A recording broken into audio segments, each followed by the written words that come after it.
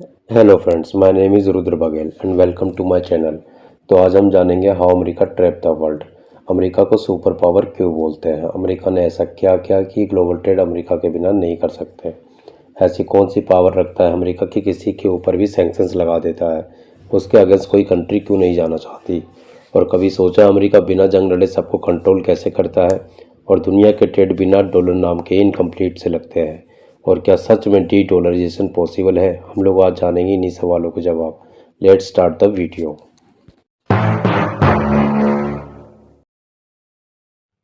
इस कहानी की शुरुआत होती है वर्ल्ड वॉर 2 खत्म होने के बाद से। यूरोप और जापान पूरी तरह बर्बाद हो चुके थे, वहीं पर ब्रिटेन की हालत भी ख़राब थी। उस टाइम पर किसी भी कंट्री की कंडीशन अच्छी नहीं बची थी और सारी कंट्री चाहती थी कि ट्रेड दोबारा स्टार्ट हो। पर दिक्कत ये थी कि कोई भी ऐसा स्टेबल ग्लोबल सिस्टम नहीं था जिससे ट्रेड दोबारा स्टार्ट हो सके। और दूसरी दिक्कत ये थी कि किसी करेंसी पर ट्रस्ट नहीं बचा था। उस टाइम पर अमेरिका के पास सबसे ज़्यादा गोल्ड रिजर्व, इंडस्ट्रियल पावर और स्टेबल इकोनॉमी थी, और यहाँ अमेरिका अपनी स्टेबिलिटी पावर शो करते हुए खेलता है अपना master stroke, dollar gold link concept. उस टाइम पर गेम चेंजिंग मूव साबित हुआ अमेरिका के लिए। जुलाई 1944 न्यू हेमिस्फेयर यूएसए में 44 एक कंट्रीज एक साथ आए और एक कॉन्फ्रेंस में मिले। हमेशा से सब लोग गोल्ड को रियल मनी मानते थे क्योंकि गोल्ड का वैल्यू स्टेबल होता है। तो डिसाइड हुआ सारी करेंसी का रेट यूएस डॉलर के अगेंस्ट फिक्स होगा और यूएस डॉलर डायरेक्टली गोल्ड से लिंक होगा। मतलब अमेरिका ने बोला 1 आउंस गोल्ड इक्वल टू $35 और सारी कंट्रीज अपनी करेंसी का रेट डॉलर के हिसाब से फिक्स करेंगे। एग्जाम्पल, अगर इंडिया ने बोला 1 US डॉलर इक्वल टू ₹5 तो इंडिया का रुपये इनडायरेक्टली गोल्ड से लिंक हो गया। अब सिंपल लैंग्वेज में समझे, दुनिया भर की सारी करेंसी डॉलर के अराउंड घूम रहे थे और डॉलर गोल्ड के अराउंड घूम रहा था। मतलब अमेरिका ग्लोबल सिस्टम का सेंटर बन गया। क्या फ़ायदा हुआ अमेरिका को? अब सोचने वाली बात है, जब हर करेंसी को ट्रेड करना है तो पहले उसे डॉलर चाहिए, और डॉलर का कंट्रोल किसके पास? अमेरिका के पास। मतलब अगर कोई कंट्री ट्रेड करना चाहे तो पहले उसे डॉलर रिजर्व बनाना पड़ेगा। डॉलर डिमांड ऑटोमेटिक क्रिएट हो गई, और डॉलर क्योंकि गोल्ड से लिंक था, सबको उस पर ट्रस्ट था। ये था अमेरिका का सबसे बड़ा financial trap disguise as a stability. America का कहना था मैं गोल्ड के अगेंस्ट डॉलर दूंगा, और सारी दुनिया मान गई और गेम यहीं लॉक कर दिया अमेरिका ने।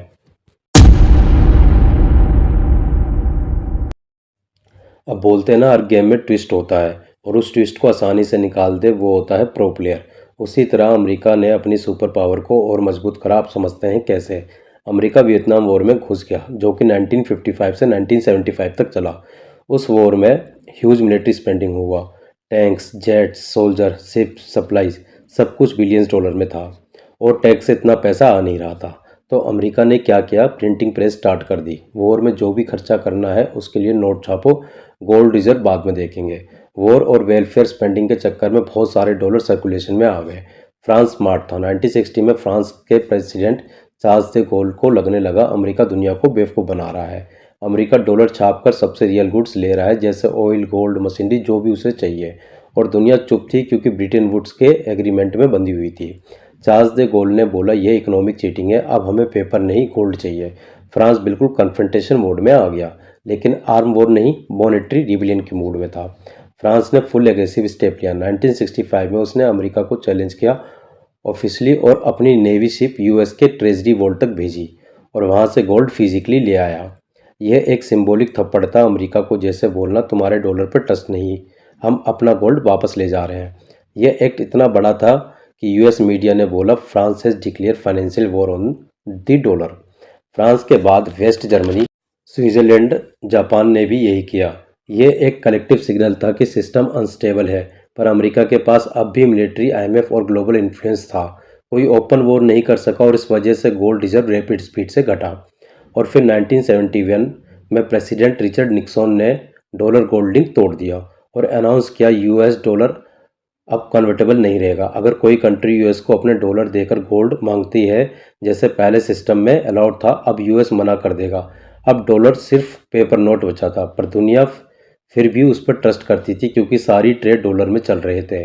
अब अमेरिका के पास एक ऐसी करेंसी सिस्टम था जिसकी वैल्यू सिर्फ ट्रस्ट प्लस पावर पर चल रही थी, गोल्ड पर नहीं। यह था निक्सन शॉक, 5 अगस्त 1971, जहां से फिएट करेंसी एरा स्टार्ट हुआ।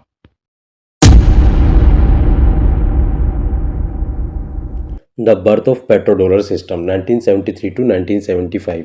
1973 में वॉर हुआ जिसे हम योम के ऊपर के नाम से जानते हैं। जिसमें इजिप्ट और सीरिया ने इसराइल पर अटैक कर दिया, जिसे अरब इसराइल वॉर भी कहते हैं। इस वॉर में यूएसए ने इसराइल को सपोर्ट किया और उसे इमरजेंसी मिलिट्री एड भेजी। यूएसए के इस सपोर्ट से अरब नेशन जो ओपेक मेंबर थे, जिसमें सऊदी अरेबिया मेन था, वो गुस्सा हो गए। फिर अरब नेशन ने ऑयल को वेपन की तरह यूज़ करा। अरब नेशन ने इसराइल को सपोर्ट करने वाली कंट्रीज़ पर एम्बार्गो लगा दिया। एम्बार्गो मतलब ऑयल पूरी तरह से बैन इन कंट्रीज़ को, और ऑयल प्रोडक्शन में भी कट लगा दिया। ग्लोबल ऑयल सप्लाई कम हो गई और ऑयल क्राइसिस आ गया, जिसके वजह से प्राइस में भी काफ़ी बड़ा उछाल आया, जिसके वजह से ऑयल $3 बैरल से $12 बैरल हो गया। फॉरेक्स तक कीमत में उछाल, वो भी अचानक से काफ़ी बड़ा क्राइसिस था, जिसे हम ऑयल क्राइसिस के नाम से भी जानते हैं। इस क्राइसिस को अमेरिका ने अवसर बना लिया और सऊदी से 1974 में सीक्रेट डील की, जिसमें सऊदी सिर्फ डॉलर में पेट्रोल बेचेगा, चाहे जो भी कंट्री ऑयल परचेज करे। बदले में सऊदी को सिक्योरिटी, गारंटी, वेपन और पॉलिटिकल प्रोटेक्शन दी। और 1975 में ओपेक ने collectively dollar only oil trade accept कर लिया। इफेक्ट ऑफ दिस कॉम्बो, ये दोनों मूव्स 1971 का गोल्ड लिंक तोड़ना और 1974 का ऑयल लिंक बनाना अमेरिका को कैसी इनविजिबल पावर देता है जिसका कोई जवाब नहीं। और जहां एनर्जी वहां life. Dollar become the global reserve currency. Her country के सेंट्रल बैंक ने अपने रिजर्व में आज भी 58% ग्लोबल रिजर्व डॉलर रखे हुए हैं। This means the dollar remains the world most trusted currency. Dollar become the life line of global trade. पहले गोल्ड से ट्रस्ट आता था, अब ऑयल से डिमांड आई। हर कंट्री को पेट्रोल खरीदने के लिए यूएस डॉलर चाहिए था। सारी कंट्रीज़ ने अपने रिजर्व में डॉलर रखना स्टार्ट कर दिया, क्योंकि बिना डॉलर के पेट्रोल इंपोर्ट एक्सपोर्ट कुछ पॉसिबल नहीं था और दुनिया को ऑयल चाहिए था, और ऑयल मिलता था सिर्फ डॉलर से। अमेरिका ने एक इनविजिबल ट्रैप बना दिया, बिना वॉर बिना फोर्स के सबको अपने पैसों का एडिक्ट बना दिया। रिजल्ट, डॉलर की आर्टिफिशियल डिमांड क्रिएट हो गई और यूएस को अपनी करेंसी को मेंटेन करने के लिए कुछ नहीं करना पड़ा। बाकी कंट्रीज़ को एक्सपोर्ट करना पड़ा और यूएस सिर्फ डॉलर छापता था।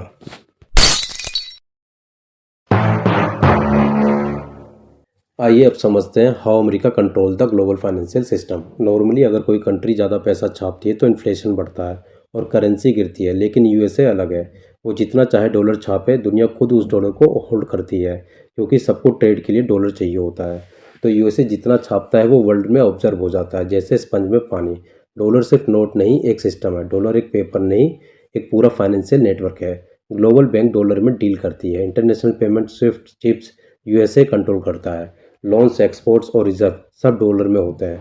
अब असली पावर आती है सैंक्शंस पावर। कोई कंट्री अगर यूएसए के अगेंस्ट गया तो अमेरिका सिर्फ एक बटन दबाता है, स्विफ्ट एक्सेस कट, और बस वो देश दुनिया से ट्रेड नहीं कर सकता। Bank transaction freeze, import export बंद। फिर आता है आईएमएफ और वर्ल्ड बैंक का गेम। ये दोनों इंस्टीट्यूट के 17% से ज़्यादा वोटिंग पावर सिर्फ अमेरिका के पास है। मतलब कोई कंट्री उनसे लोन चाहता है तो इनडायरेक्टली अमेरिका से अप्रूवल लेना पड़ेगा। और सबसे बड़ा टेक्नोलॉजी और मिलिट्री कॉम्बो। अमेरिका के पास 700 प्लस मिलिट्री बेस हैं, सबसे पावरफुल नेवी और हर कॉन्टिनेंट में प्रेजेंस है। टेक्नोलॉजी में भी Google, Apple, Microsoft, Nvidia, Intel सब यूएसए के हाथ में है। ये सिर्फ डिफेंस नहीं, ये डिजिटल कंट्रोल है। और एक एंगल है soft power. Hollywood, Netflix, education, brands सब यूएसए के ही हैं। अमेरिका को डिसलाइक चाहे जितना मर्जी कर लें, पर यूज़ करते अमेरिका के ही प्रोडक्ट्स हैं। स्टेटस से जोड़ के देखते हैं। आइए अब हम बात करते हैं अपने लास्ट टॉपिक पर, डी डॉलराइजेशन पॉसिबिलिटीज़। तो इससे पहले हम लोग समझते हैं डॉलर इतना स्ट्रॉन्ग क्यों है। डॉलर सिर्फ एक करेंसी नहीं है, एक पूरा ग्लोबल सिस्टम है। Trading currency, reserve currency, payment system, banking network, financial law and sanctions power. इसका मतलब ये हुआ कि अगर कोई कंट्री कहे मैं डॉलर नहीं यूज़ करूँगा, तो उसे अपना पूरा पैरेलल सिस्टम बनाना पड़ेगा। Banks, clearing systems, global acceptance, सब कुछ फ्रॉम जीरो। इस काम में डिकेड्स लगते हैं, जैसे अमेरिका को 5 to 7 डिकेड्स लगे।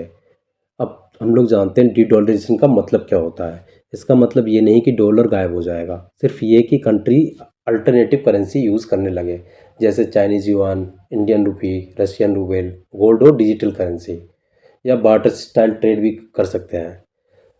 अब जानते हैं हम लोग डी डॉलराइजेशन में सबसे बड़ी प्रॉब्लम क्या है। ट्रस्ट और स्टेबिलिटी। डॉलर पर दुनिया को ट्रस्ट है और दूसरी करेंसी पर नहीं। Second point, liquidity. डॉलर की मार्केट सबसे बड़ी और फास्ट है, दूसरी करेंसी में बायर सेलर कम होता है। थर्ड पॉइंट, लीगल और political safety. US financial law transparent है और दूसरी कंट्रीज में रिस्क ज़्यादा है। चौथे पॉइंट पे आते हैं, मिलिट्री एंड डिप्लोमेटिक प्रेशर। अगर कोई कंट्री एग्रेसिव डी डॉलराइजेशन करता है तो यूएस सैंक्शन या पॉलिटिकल प्रेशर यूज़ करता है। फ्यूचर में क्या हो सकता है? शॉर्ट टर्म 5 से 10 साल में डॉलर टॉप पे रहेगा लेकिन शेयर थोड़ा कम होगा।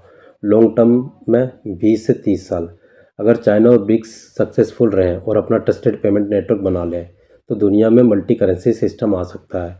पर कंप्लीट डी डॉलराइजेशन जिसमें कोई भी कंट्री डॉलर यूज़ ना करे वो तभी होगा जब अमेरिका अपनी क्रेडिबिलिटी या इकोनॉमी लूज़ करे। तो अभी के लिए तो मुश्किल है। डी डॉलराइजेशन पॉसिबल है लेकिन स्लो प्रोसेस है। जब तक दुनिया को कोई और इक्वली स्टेबल सिस्टम नहीं मिलता तब तक इन गॉड वी ट्रस्ट लिखा हुआ ग्रीन नोट ही वर्ल्ड का बॉस रहे। फ्रेंड्स, बताएं आपको ये वीडियो कैसा लगा। अगर मुझसे कोई टॉपिक छूट गया हो तो कमेंट में ज़रूर बताएं। वीडियो ज़्यादा लंबा ना हो इसलिए मैंने शॉर्ट में एक्सप्लेन करा है। अगर आप चैनल पे नए हैं, सभी लोग नए हैं, मेरा तो स्टार्ट करा है मैंने चैनल, तो प्लीज़ चैनल को लाइक और सब्सक्राइब कर लें। मैं रोज़ वर्ल्ड अफेयर पे वीडियो डालता रहूँगा। Thanks, bye guys, have a nice day.